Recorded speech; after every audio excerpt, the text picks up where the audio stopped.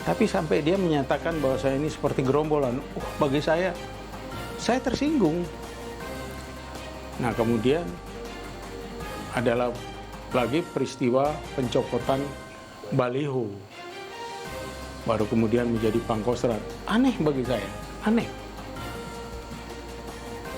Itu bukan tugas pokok TNI. Makasih, izinkan saya untuk memindahkan ibu kota ke Kalimantan. Saya terkejut sekali.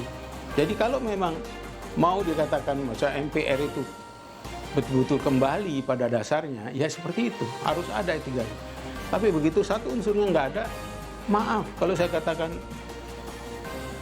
MPR itu dibancikan sudah.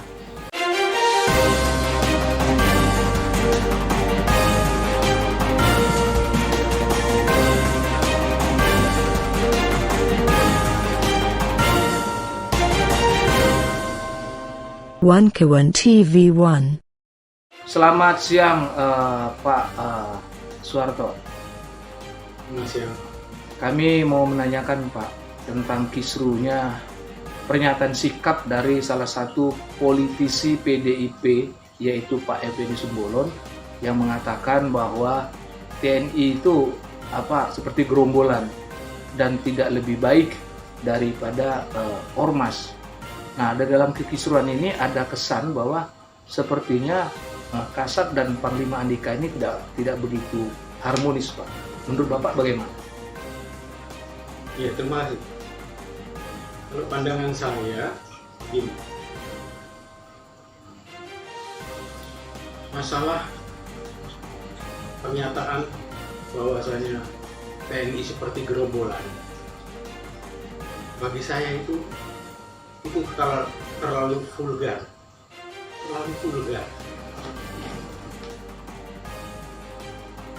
TNI ini adalah satu kesatuan yang saya kira dipercaya oleh rakyat. Mungkin dari yang ada sekarang kepercayaan rakyat nomor satu di atas adalah TNI. Tapi sampai dia menyatakan bahwa saya ini seperti gerombolan, bagi saya tersinggung. Karena saya bagian daripada TNI. Sampai terkadang dalam hati kecil saya itu hebat sekali dia ngomong. Sudah berapa jauh dia berkeringat untuk Republik orang ini ngomong. Itu. Tapi di luar itu, kalau saya melihat ada suatu hierarki yang tidak jalan atau dilanggar. Contohnya, setelah dikatakan itu, terus secara spontan Kasat mengatakan pada anak buahnya ambil tindakan. Saya pun begitu merasa itu. Tapi laiknya yang menyatakan itu atau menyatakan apalah tentang TNI ini harusnya adalah Pak Andika, Jenderal Andika, bukan Jenderal Dudung. Kenapa saya? Yang dikatakan seperti gerombolan itu kan TNI, bukan TNI AD. Jadi kalau bilang TNI, maka yang merespon harusnya itu adalah Panglima TNI. Panglima ini adalah kalau di luar kan Commander in Chief. Commander in Chief itu Panglima. Sedangkan Kasat ini hanya ada Chief of Staff of Army di bawah dia. Nah, terus saya mendengar ada 4 pertemuan yang dia tidak hadir. Ya kalau sekali 2 kali bagi saya mungkin itu karena ada halangan. Kalau 4 kali tidak datang, itu bagi saya tanda tanya. Bagi saya itu sudah insubordinasi. Secara hierarki, saya seorang komandan kompi, ada pertemuan di batalion, terus komandan itu 4 kali, komandan kompi 4 kali tidak datang. Itu ada apa? Ya kan? Itu bukan jiwanya tentara. Apakah ini sudah ada pengaruh daripada politik atau gimana? Saya tahu juga tumbuhnya bagaimana seorang kepala staf angkatan darat, seorang Dudung menjadi kasat itu. Ini pendapat saya, pendapat pribadi saya. Ini tidak apa ya, tidak pada jalurnya. Jadi tidak merit system. Kalau merit system itu ada urut-urutannya, kemudian yang dipilih dari 3 bintang itu untuk menjadi kasat itu siapa. Di situ ada Kasum, ada kemudian Kodiklat, ada Dirjen TNI, kalau dia ada yang Angkatan Darat, ada Sekjen Depan, ada itu dipilih mana yang bagus. Ada Wakasat, gitu. Baru itu nanti jadi. Tapi ini saya melihat tiba-tiba ada seperti ini. Hanya karena mungkin membuat patung Bung Karno diresmikan oleh Bu Megawati, terus dia menjadi apa ya waktu itu? Jadi Pangdam ya. Pangdam ini kan ibu kota ini pilihan, harus dipilih daripada Pangdam lain yang bagus baru masuk di situ. Nah kemudian adalah lagi peristiwa pencopotan baliho, baru kemudian menjadi Pangkostrat. Aneh bagi saya, aneh. Itu bukan tugas pokok TNI. Tahun 88 kalau nggak salah saya ada undang-undang yang memberikan kejelasan tentang situasi negara. Ada tertib sipil, ada darurat sipil, ada darurat militer, dan ada darurat perang. ABRI ini terlibat kalau dia darurat militer, darurat perang. Tertib sipil dan darurat sipil itu masih fungsi daripada kepala daerah. Kalau toh akan mencubut itu, kalau menurut saya aparat dari pemerintah daerah kan ada namanya apa Satpol PP apa, dia mencabuti, tidak perlu dia turun. Saya masih hangat diingatan saya pada waktu Donald Trump memerintahkan kepala staf gabungan Jenderal Max Milley untuk ikut turun menyelesaikan demo-demo yang ada karena adanya beberapa kematian yang tidak wajar, demo-demo yang tidak wajar di Amerika untuk turun. Tapi jawaban Max Milley apa? Yang memerintah saya itu konstitusi. Artinya apa? Ada tatanan untuk itu yang harus dilalui baru dia turun. Nah kita tidak serta-merta itu dengan gagah perkasanya baliho di pulau turunkan segala macam itu. Nah akhirnya saya terus terang menilai ini tidak wajar. Kalau itu jabatan-jabatan ini naik, jabatan yang baru yang dipegangnya, ini jabatan-jabatan ini akhirnya berbau politik. Kalau dia berbau politik di tentara itu jabatan-jabatan itu dia naik harus berbau prestasinya di dalam dunia kemiliteran dan jabatan-jabatan dia di dunia kemiliteran, bukan di dunia luar kemiliteran. Sehingga saya melihat ini tidak baik. Nah kemudian berangkat dari situ, saya melihat juga Effendi Simbolon mengatakan itu. Bagi saya arogan sekali. Kami menyatakan TNI itu ya, masih ingat, masih hangat di kepala saya itu sama seperti Arteria Dahlan. Bagaimana dia berbicara terhadap senior kita, sesepuh kita, Emil Salim, dihantam habis seperti itu. Seolah-olah kita ini bangsa yang tidak punya santunan, sudah tidak punya sopan santun lagi. Ini juga anggota PDIP. Itu juga. Saya nggak ngerti seperti apa. Mungkin dia berkaca dari pimpinannya. Ganjar mengumpulkan berapa puluh lurah dengan mendukung dia. Ini nggak ngerti gimana. Bahkan sebelumnya ada 2.500 atau berapa itu kepala desa yang dikumpulkan itu, yang dikatakan itu spontanitas dari koalisi. Nggak paham juga saya apa betul itu spontanitas. Saya kira rakyat kita nggak bodoh-bodoh amat untuk mengiyakan itu saja. Tapi saya melihat itu, ini adalah aroganisme. Kalau orang Jawa bilang itu kemelinti, merasa kuat, bisa ngomong sembarangan. Ini nggak boleh. Mungkin dia mencontoh juga. Saya pada waktu pelantikan Jokowi di mana di MPR, saya kaget. Kasih izinkan saya untuk memindahkan ibu kota ke Kalimantan. Saya terkejut sekali. Padahal kalau pernyataan sampai begitu dahsyatnya, mestinya yang memberikan pernyataan itu adalah rakyat. Nah, rakyat melalui apa?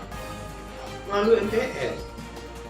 Jadi kalau MPR, dalam MPR itu kan ada 3, DPR, terus perwakilan daerah yang sekarang DPD, terus satunya lagi adalah perwakilan golongan, urusan golongan.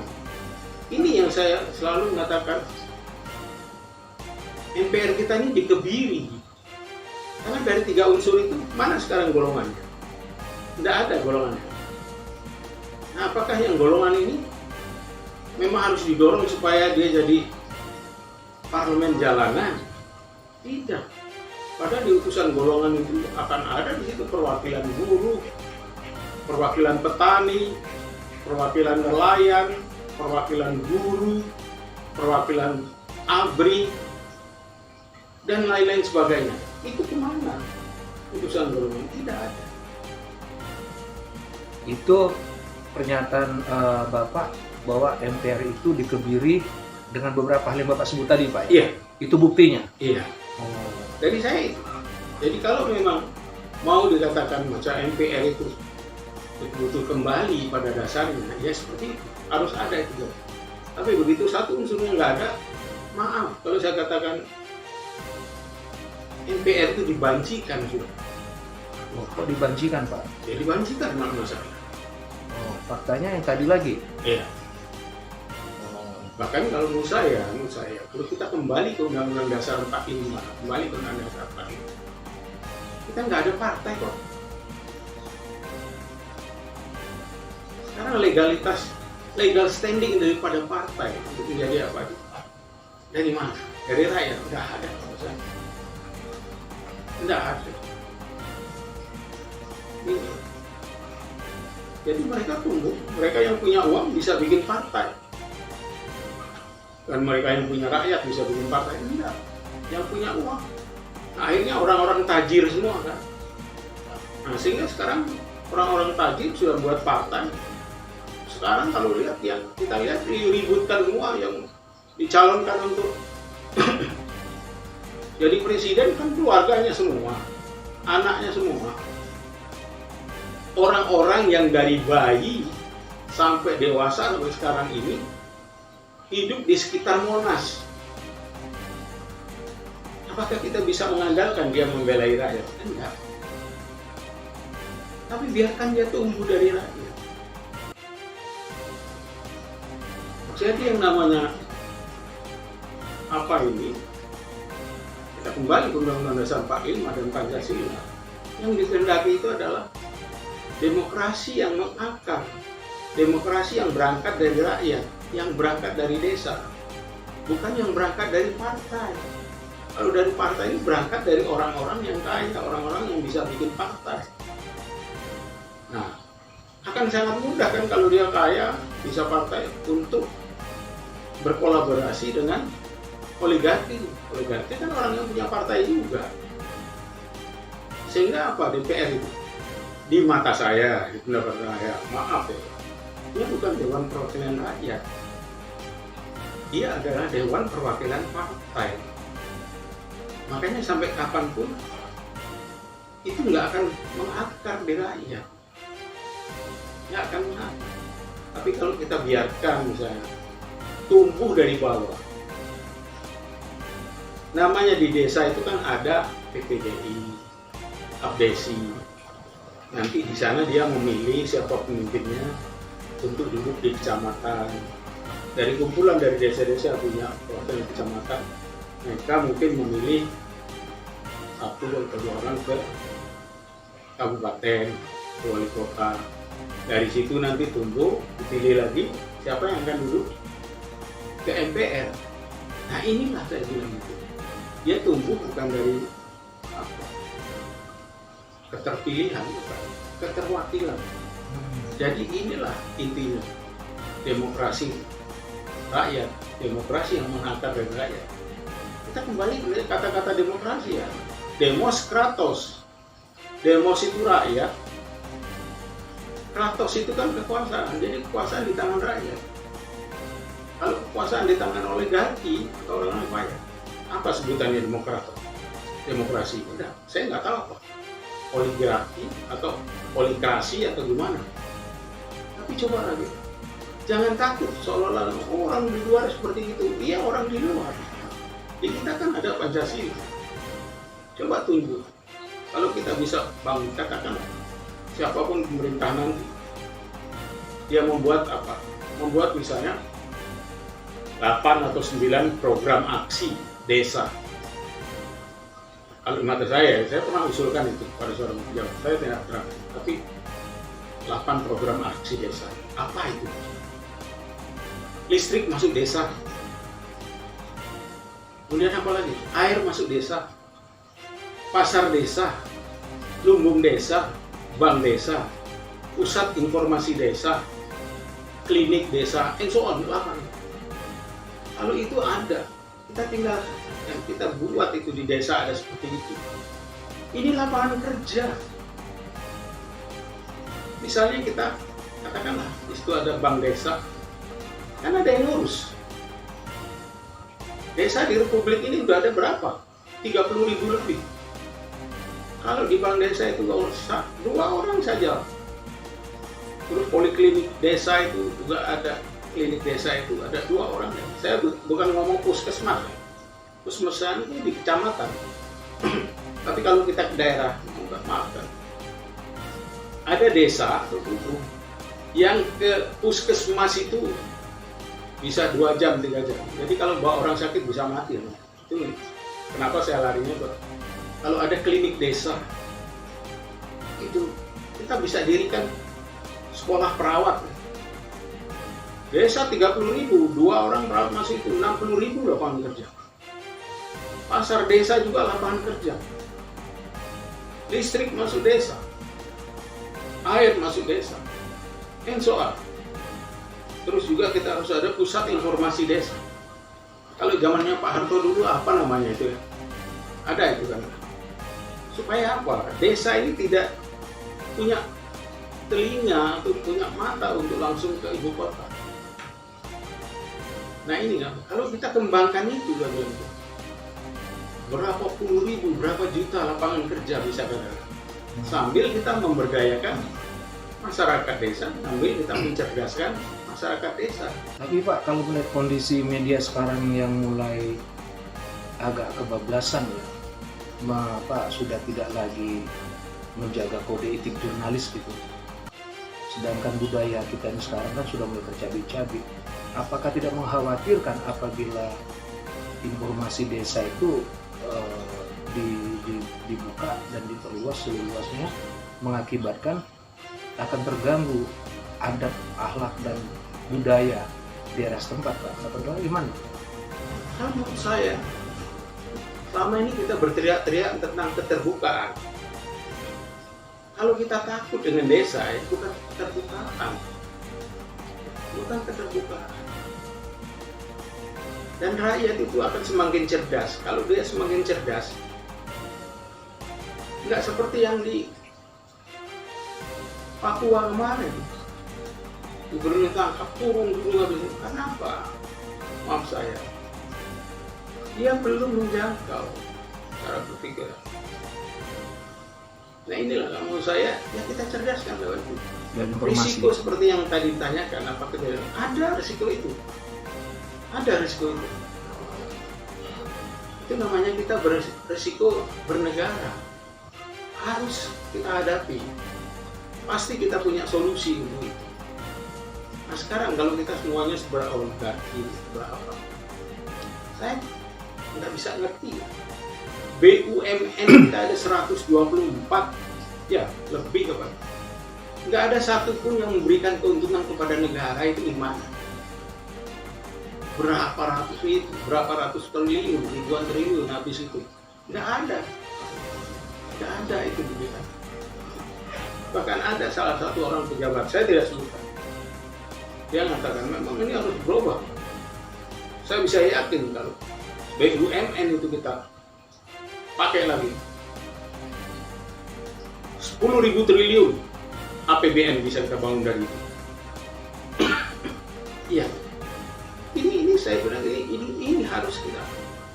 Saya waktu sekolah di Lemhanas, saya kebetulan waktu kuliah kerjanya itu ke Sumatera Selatan, karena saya memang dibesarkan di Sumatera Selatan. Saya tidak melihat adanya pembangunan yang begitu dasar dengan yang di Jawa ini. Maaf kalau waktu itu saya berpikir ya kayaknya ini pemerintah ini masih belum seimbang untuk pembangunan Jawa dan luar Jawa. Saya juga berhenti di Bangka itu, kembali saya duduk di jalan untuk makan cumi yang ditumbuk, dibakar ya. Di Bangka itu yang ya mungkin waktu itu bupatinya Pak Ahok ya, saya makan itu. Tapi waktu saya dulu di SMA saya makan situ sampai saya sudah jadi siswa di Lemhanas dengan pangkat bintang 2. Nah, ada perubahan itu. Jadi kalau katanya tuh hebat, maaf ya Pak Ahok juga hebat. Saya belum melihat di situ. Apakah Belitung Timur jadi kayak Singapura kayak apa? Enggak juga. Jadi sudahlah, kita realitas saja ngomong apa deh. Kalau pemimpin itu bagus ya bagus. Ini saya belum bersetuju untuk kata-kata yang berkaitan. Kembali ke masalah tadi Pak, masalah informasi media Pak. Sekarang kan Bapak lihat ada sepertinya tidak terdidiknya dalam penyampaian pesan oleh seorang artis kepada seorang presenter. Ya, program Najwa Shihab lah.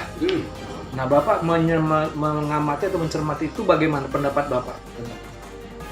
Saya begini, terus terang saya memberikan apresiasi yang sangat tinggi pada Najwa Shihab. Apresiasi dalam dia memberikan berita-berita benar, dan apresiasi terhadap kebenaran dan keberanian dia. Ini saya apresiasi tinggi. Kita bersyukur kita punya generasi berikut yang seperti ini, berani. Dan tidak ada yang saya lihat ada kebohongan dari yang dia katakan, tidak. Saya memberikan apresiasi tinggi. Bahkan saya menyarankan, katanya ditantang Nikita Mirzani mau ngobrol sama dia. Saran saya satu, nggak usah. Itu akan menurunkan citranya dia sendiri, nggak usah. Nikita Mirzani ini, maaf, Najwa Shihab ini anak kita. Saya udah 75 tahun. Anak kita ini anak cerdas. Sudah nggak usah layani dengan anak nakal. Nggak usah. Biar saja mau ngomong apa kayak gimana. Dan saya bilang jabat-jabat yang sadar itu berikan apresiasi terhadap ini, agar dia berani terus ngomong seperti ini. Ya mungkin selama ini keberanian ini masih agak terbelenggu. Karena apa? Undang-undang ITE ini selalu memberikan apresiasi terhadap ujaran kebencian. Tapi mana apresiasi untuk ujaran kebenaran? Ini harus kita pertahankan. Ini anak-anak kita. Lanjut. Bahkan saya katakan nanti juga mungkin cucu-cucu saya ke jurnalistik. Kamu belajar dari Mbak Najwa Shihab. Kalau kita tidak berani mengucapkan kebenaran, dari mana demokrasi itu akan tumbuh? Nah, demokrasi itu akan tumbuh dengan sebaik-baiknya, akan tumbuh dengan sesubur-suburnya kalau dia berangkat dari kebenaran. Itu penilaian saya. Terima kasih Pak atas Ya. wawancara hari ini. Dan Mbak ini mau nanya apa? Ya, kalau menurut Bapak isu yang berkembang itu kan undang-undang ya, nah, itu sudah dihancurkan, sudah mau dihancurkan. Amin, Pak. Undang- Agak keras dulu. Undang-undang Ini soalnya 45. bukan apa. Undang-undang Ini 45. telinga tuh. Ya. Undang-undang 45. Iya. Isunya itu kan sekarang ini sudah dihancurkan dan katanya kerusakannya itu sudah mencapai 90%. Nah itu menurut Bapak bagaimana? Mungkin kerusakan yang ada sekarang bukan karena akibatnya ada hal-hal seperti itu yang diisukan bahwa Undang-Undang 45 itu sudah hancur 90%. Itu menurut Bapak? Saya mungkin bersetuju dengan itu. Dengan 4 kali amandemen itu, mungkin lebih dari 90%. Saya pernah punya kawan satu, Mas Harto, dari 37 pasal udah 31 yang berubah. Jadi kalau katakan dihancurkan itu, dan saya yakin juga itu tidak sepenuhnya dari bangsa kita. Juga ada titipan dari luar untuk menghancurkan itu. Karena nyatanya sebenarnya negara luar juga tidak begitu bersetuju untuk kita kembali ke Undang-Undang Dasar 45. Tapi perlu diketahui, Mbak, Undang-Undang Dasar 45, sepengetahuan saya, itu belum satu detik pun diterapkan di Republik ini. Mulai dari tahun 18 Agustus 1945 sampai dengan ini pernah dilakukan dengan sebenarnya. Baik Bung Karno, baik Pak Harto, baik berikut-berikut itu loh. Nggak adakah kita keinginan untuk kita terapkan, kita kembalikan, kita terapkan dulu lah. Buah pikiran putra-putra bangsa yang hebat-hebat dulu itu. Ayo kita terapkan dulu. Jangan kita hantam saja. Kalau sudah kita hantam, seolah kita sudah jagoan. Enggak. Belum diterapkan tapi udah hancur, Pak. Itu hancur. Karena saya punya keyakinan, ini kalau dibiarkan sampai 1 kali lagi amandemen, kita sudah nggak punya akademi Undang-Undang Dasar 45. Kan sekarang yang belum dilanjutkan tinggal pembukaannya doang. Lainnya kan sudah diobrak-abrik. Ya, diobrak-abrik. Seperti yang lalu saya katakan, pasal 6 yang dulu kan harus WNI asli ya. Sekarang nggak ada aslinya. Itu bagian daripada kedaulatan kita, bagian daripada kedaulatan kita yang ada. Nah sekarang Pak Undang-Undang 45 itu sendiri kan isinya itu kan melindungi warga negara Indonesia. Lalu kalau memang sudah dihancurkan dan Bapak bilang tadi Bapak katakan juga belum berjalan dari tahun 1945 sebenarnya.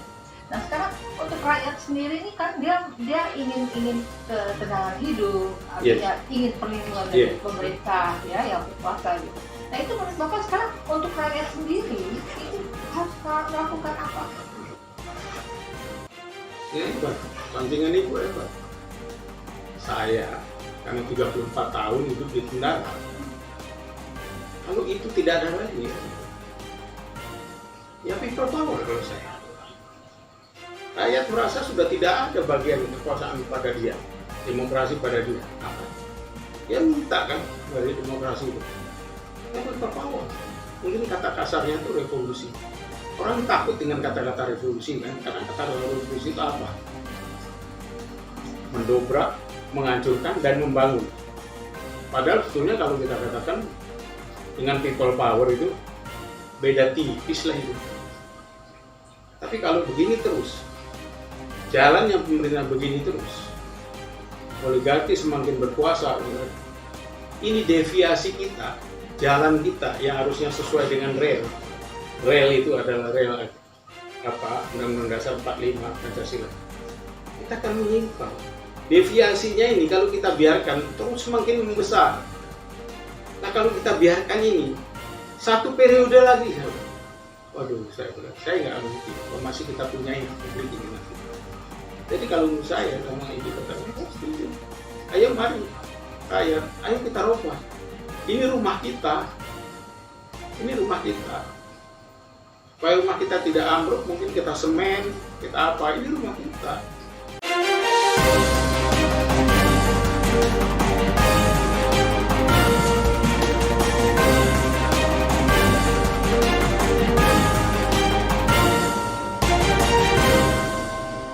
One Kawan TV 1